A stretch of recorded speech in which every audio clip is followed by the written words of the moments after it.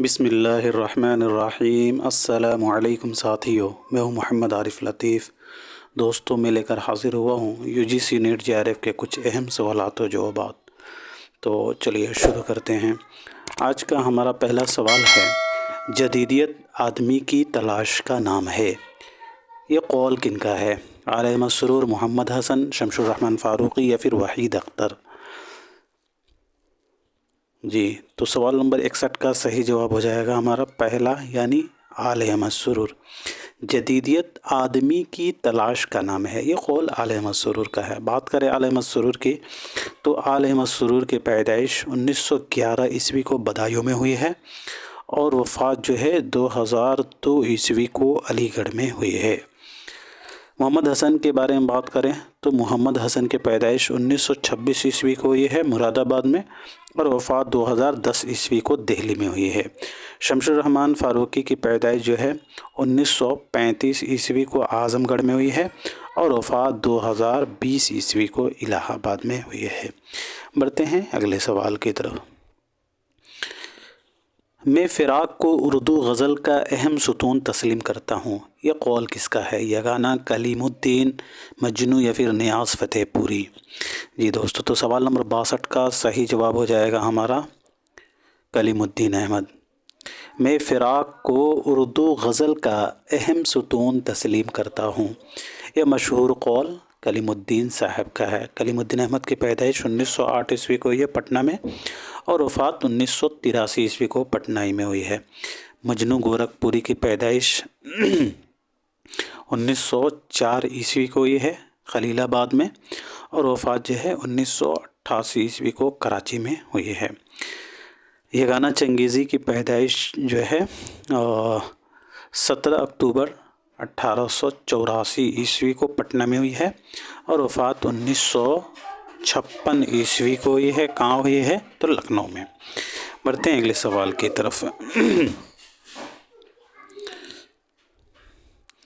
General committee of public instruction की दिल्ली शाख के सेक्रेटरी जोसेफ हेनरी टेलर की सिफारिशात और रिपोर्ट के तहत किस इदारे का क़याम अमल में आया है? दारुत तर्जमा, Delhi public library, Delhi college या फिर फोर्ट विलियम कॉलेज? जी, तो सवाल नंबर 63 का सही जवाब हो जाएगा साथियों हमारा Delhi college. General committee of public instruction के दिल्ली शाख के सेक्रेटरी जोसेफ हेनरी टेलर की सिफारिशात और रिपोर्ट के तहत दिल्ली कॉलेज का क़याम अमल में आया है। और आप मुझे कमेंट सेक्शन में लिख कर बताएं कि दिल्ली कॉलेज का क़याम कब अमल में आया था। चलिए बढ़ते हैं सवाल नंबर 64 की तरफ। सवाल नंबर 64 दोस्तों, और भी दुख हैं ज़माने में मोहब्बत के सिवा, राहतें और भी हैं वस्ल की राहत के सिवा, यह फैज़ अहमद फैज़ की किस नज़्म का शेर है? शीशों का मसीहा कोई नहीं, तन्हाई, मुझसे पहली सी मोहब्बत, मेरे महबूब नमा या फिर मौज़ूए सुखन? जी दोस्तों, तो सवाल नंबर 64 का सही जवाब हो जाएगा हमारा मुझसे पहली सी मोहब्बत, मेरे महबूब नमा। तन्हाई और मुझसे पहली सी मोहब्बत, मेरे महबूब नमा, ये फैज़ अहमद फैज़ का दाखिले नसाब नज़्म है। फैज़ अहमद फैज़ का शेरी मजमुआ है नक्शे फरियादी, उसी में ये शामिल हैं। चलिए बात करके इनकी पैदाइश की, तो फैज़ अहमद फैज़ साहब की पैदाइश 1911 ईस्वी को हुई है। कहाँ हुई है? तो सियालकोट में और वफ़ात 1984 ईस्वी को लाहौर में हुई है। चलिए जी बढ़ते हैं सवाल नंबर 65 की तरफ। वाकई ये हक़ मिर्ज़ा दबीर का है, दूसरा इस राह में कदम नहीं उठा सकता। दबीर के मरसिए के कुछ बंद पढ़कर ये किसने कहा था? जी, तो सवाल नंबर 65 का सही जवाब हो जाएगा हमारा मिर्ज़ा असदुल्ला खां गालिब। वाकई यह हक़ मिर्ज़ा दबीर का है, दूसरा इस राह में कदम नहीं उठा सकता। दबीर के मरसिए के कुछ बंद पढ़कर मिर्ज़ा असदुल्ला खां गालिब ने ये बात कही थी। बात करें गालिब हाली के बारे में, तो गालिब के पैदाइश 1797 ईस्वी को ही है आगरा में और वफ़ात जो है इनकी 1869 ईस्वी को दिल्ली में हुई है।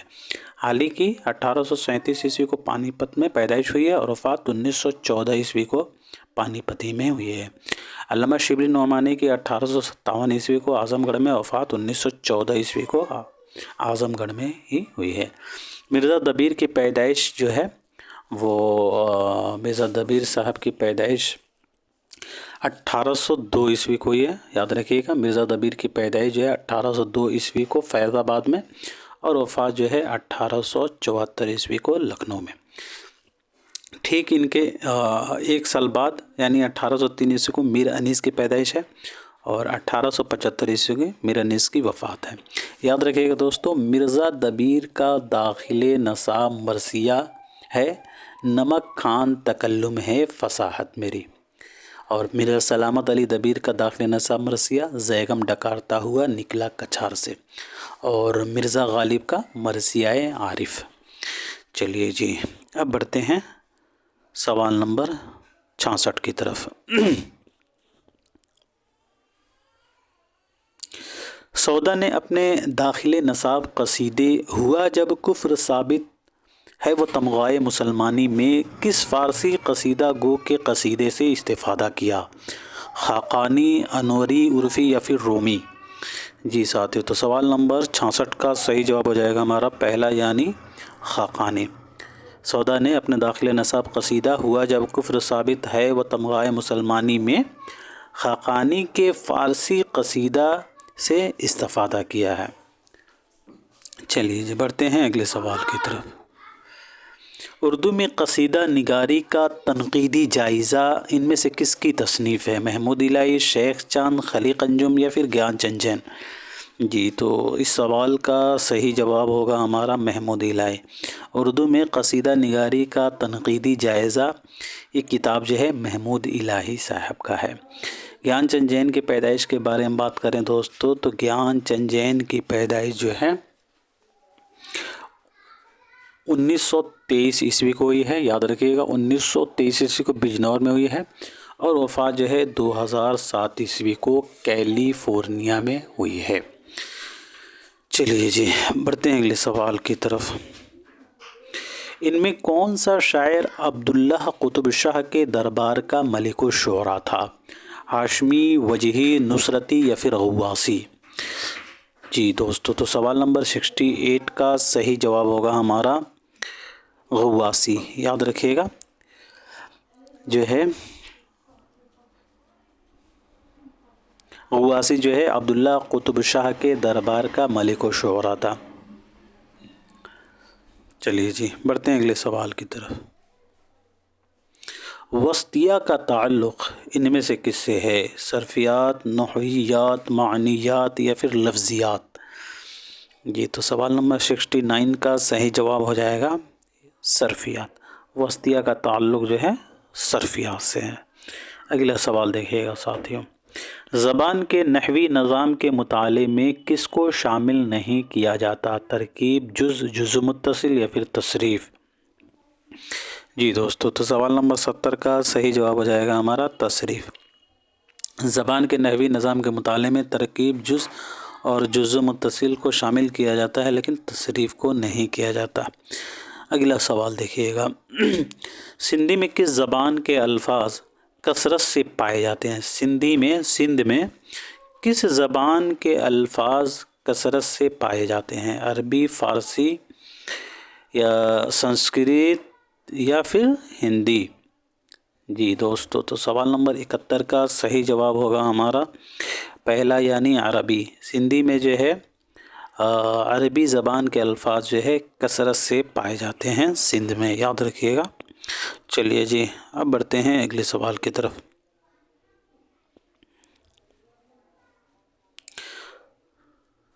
چھوٹی سی چھوٹی اور بامعنی لسانی اکائی کو کیا کہتے ہیں؟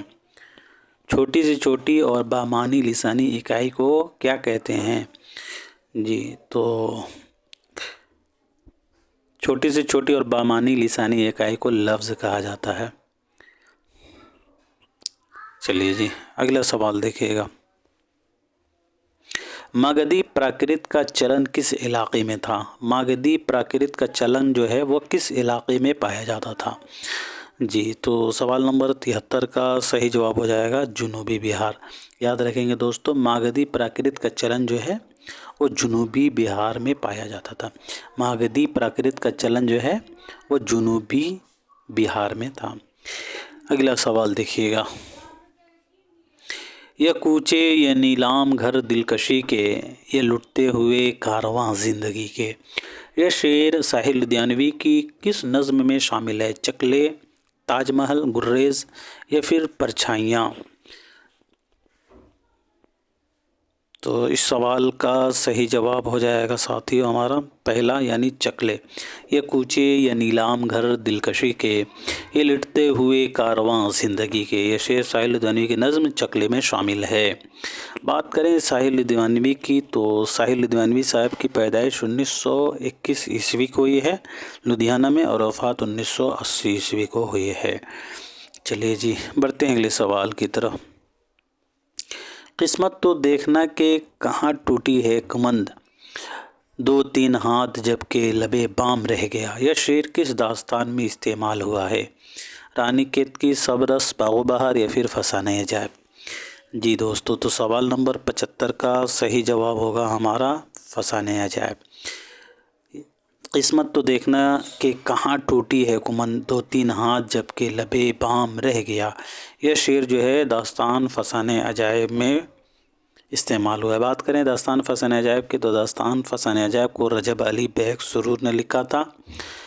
याद रखिएगा, रजब अली बेग सुरूर ने दास्तान फसाने अजायब को 1824 ईस्वी में लिखा था, और ये दास्तान जो है पहली बार 1844 ईस्वी में शाये हुई है। याद रखिएगा दोस्तों। और दास्तान फसाने अजायब का इबारत जो है नहाई पुरतकल्लुफ़, इंतहाई पेचीदा है। याद रखिएगा, बहुत ही इम्पोर्टेंट है। याद रखिएगा दोस्तों, दास्तान फसाने अजायब जो है वो पहली बार 1844 नहीं 1843 ईस्वी में शाया हुआ था, तो इसे करेक्ट कर लीजिएगा।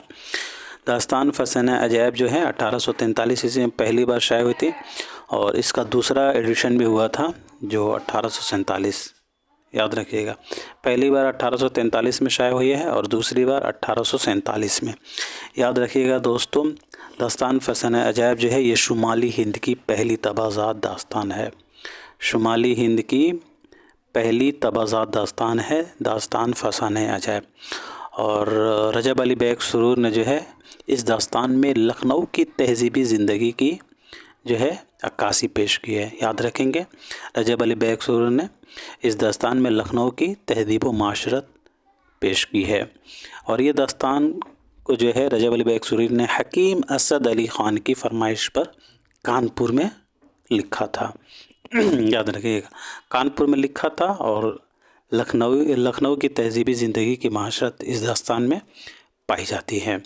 बात करें रजब अली बेग सुरूर के बारे में, तो रजब अली बेग सुरूर की पैदाइश 1786 ईस्वी को ये है लखनऊ में, और वफ़ात जो है 1869 ईस्वी को बनारस में। 1869 ये गालिब की भी वफ़ात है, तो याद रखेंगे। रजब अली बेग सुरूर की कुछ और तसानीफ़ें, जैसे कि गुलज़ार सुरूर का आपने नाम सुना होगा, गुलज़ार सुरूर। इसके अलावा जो है शबिस्तान सुरूर, शरार इश्क, फसाने इबरत, सुरूर सुल्तानी और इंशाई सुरूर वगैरह हैं। रजब अली बेग सुरूर के मुतालिक कुछ अक़वाल हैं, तो मैं आपके सामने रखूँगा और आपने बताना है कि ये अक़वाल किन के हैं। पहला कौल है दोस्तों, नासिख और सुरूर दोनों अपने असालीब बयान के वास्ते से लखनऊ के नुमाइंदा अफराद हैं। एक की शायरी लखनऊ की नई शेरी रिवायत का नुक्ता आगाज़ बनी, और दूसरे की नस्र लखनऊ की नई नसरी रिवायत का नुक्ता आगाज़ बनी। ये कौल किन का है? तो याद रखिएगा दोस्तों, रशीद हसन ख़ान की ये कौल है। अगला कौल है दोस्तों कि बताना है आपको ये कौल किन का है कि अवध पंच से पहले रजब अली बेग सुरूर के तर्ज़ तहरीर की परस्तिश होती थी, यानी पूजा होती थी। अवध पंच से पहले रजब अली बेग सुरूर के तर्ज़ तहरीर के परस्तिश होती थी। ये कौल किन का है? तो याद रखिएगा, पंडित बिरज नारायण चकबस्त 1882 से 1926 वाले ये कौल है। वो कौल चकबस्त अवध पंच से पहले रजब अली बेग सुरूर के तर्ज़ तहरीर की परस्तिश होती थी। چلیے جی اب بڑھتے ہیں اگلے سوال کی طرف۔ نہیں مثنوی ہے یہ ایک فلجڑی، مسلسل ہے موتی کی گویا لڑی۔ یہ شعر کس مثنوی نے اپنے مثنوی کے بارے میں لکھا ہے؟ یہ شعر جو ہے کس نے اپنے مثنوی کے بارے میں لکھا ہے؟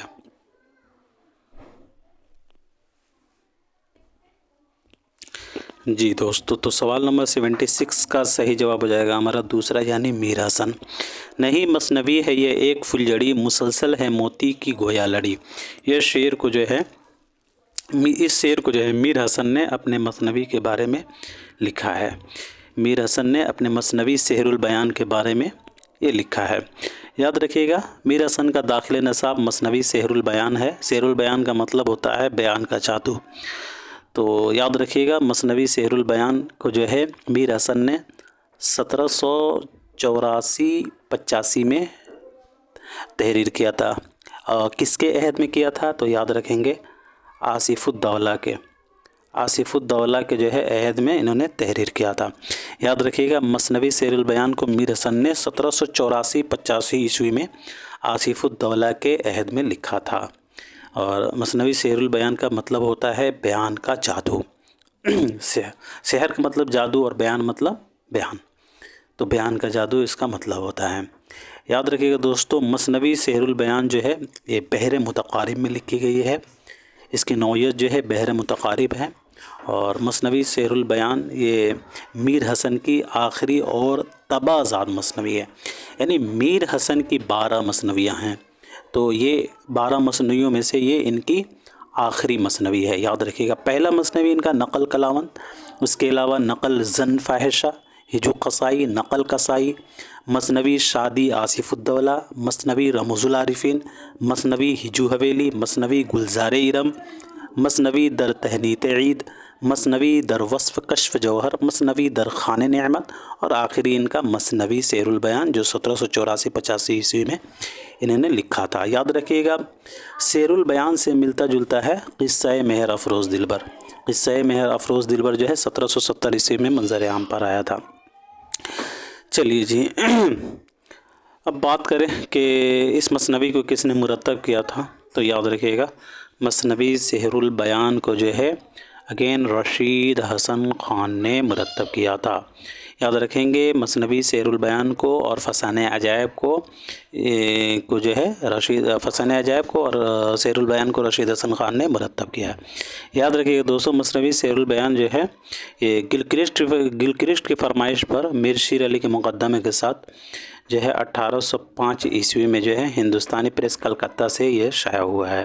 یاد رکھیں گے، مثنوی سحر البیان گلکرسٹ کی فرمائش پر میر شیر علی کے مقدمہ کے ساتھ 1805 عیسوی میں یہ مثنوی شائع ہوا ہے کلکتہ سے۔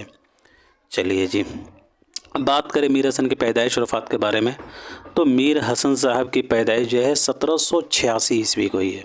1787 نہیں، 1737 عیسوی کو ہوئی ہے جی۔ 1737 عیسوی کو دہلی میں ہوئی ہے، اور وفات 1786 عیسوی کو کہاں ہوئی ہے دوستو؟ تو یاد رکھیں گے لکھنؤ میں۔ یاد رکھیے گا دوستو، میر حسن کے والد کا نام میر غلام حسین تھا، اور یہ ان کے والد جو ہے وہ بھی شاعر تھے، تو وہ تخلص جو ہے ضحاک کرتے تھے۔ یاد رکھیں گے، ان کے والد کا جو ہے تخلص ضحاک تھا، اور یہ اپنے زمانے کے بہت ہی مشہور ہجو شاعر گزرے ہیں۔ چلیے جی اب بڑھتے ہیں اگلے سوال کی طرف۔ درد کا دیوان اگرچہ مختصر ہے، لیکن حافظ کی طرح سراپا انتخاب ہے۔ یہ خیال کس کا ہے؟ میر حسن، کلیم الدین، آل احمد سرور، یا پھر خلیل الرحمن اعظمی؟ جی دوستو، تو سوال نمبر 77 کا صحیح جواب ہوگا میر حسن۔ میر حسن کے بارے میں ابھی ہم لوگوں نے ذکر کیا ہے۔ تو بڑھتے ہیں اگلے سوال کی طرف۔ اردو میں پہلا واسوخت نگار کون ہے؟ حاتم، ناجی، مضمون، یا پھر آبرو؟ اردو میں پہلا واسوخت نگار کسے قرار دیا جاتا ہے دوستو؟ تو یاد رکھیں گے آبرو کو۔ شاہ مبارک آبرو کو اردو میں پہلا واسوخت نگار قرار دیا جاتا ہے۔ یاد رکھیں گے، اردو میں پہلا واسوخت نگار جو ہے شاہ مبارک آبرو کو قرار دیا جاتا ہے۔